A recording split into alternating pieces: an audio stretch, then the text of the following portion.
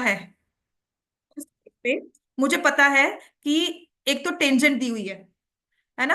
And this angle because A B को हम मानकर चल रहे हैं, वो हमें डायमीटर दिया है, ओ सेंटर दिया हुआ है ना। तो what about this complete angle, किसके इक्वल होगा? 90। ठीक है, this is some basic inferences which I draw from this question. फिर मुझे पता है कि या तो दो टेंजेंट्स दी हो, देन आई से आई यूज माय थ्योरम, या फिर एक हमारे पास जो होता है radius and tangent are perpendicular, तो टेंजेंट के साथ यहाँ पर कोई रेडियस नहीं दी हुई, तो मैं यहां से कंस्ट्रक्शन करती हूँ join O Q, and that would solve all my problems here. That would be the basic start.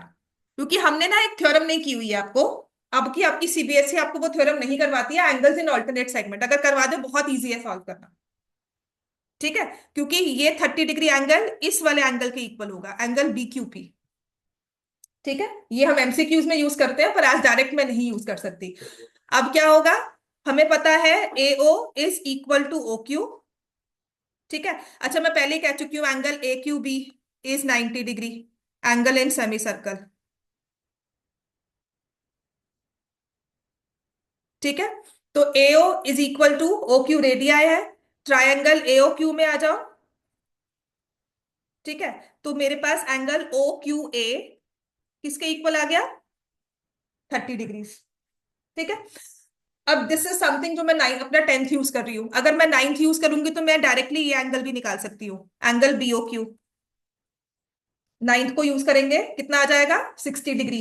Angle at the centre is double of angle at the circumference.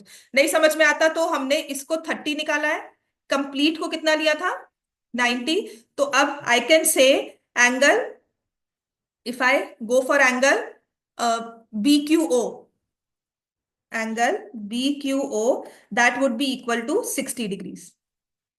ठीक है ना, क्योंकि मैंने एंगल ए क्यू बी को लिया है as 90, और मुझे पता है angle O Q A is 30 degrees.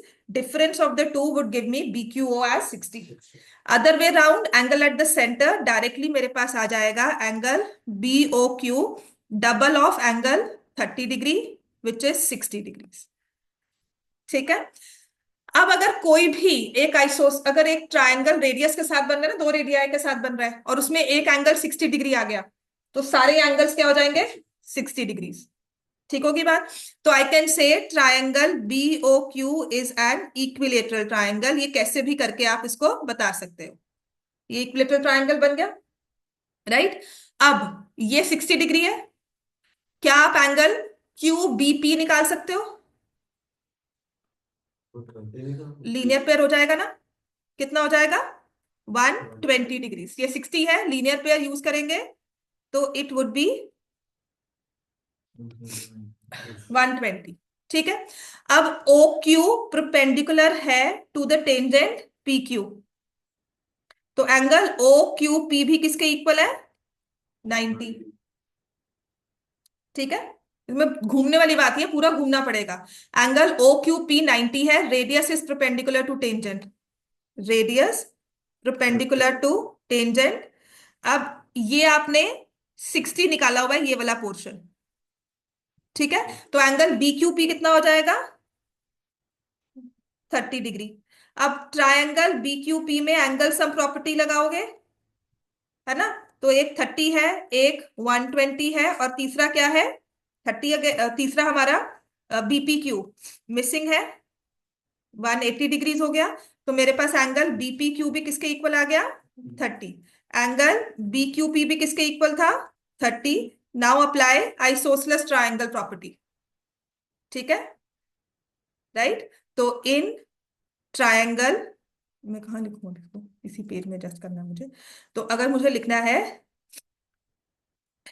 In triangle B Q P, because angle BQP is equal to angle BPQ, therefore BP is equal to BQ। हमने अप्लाई किया,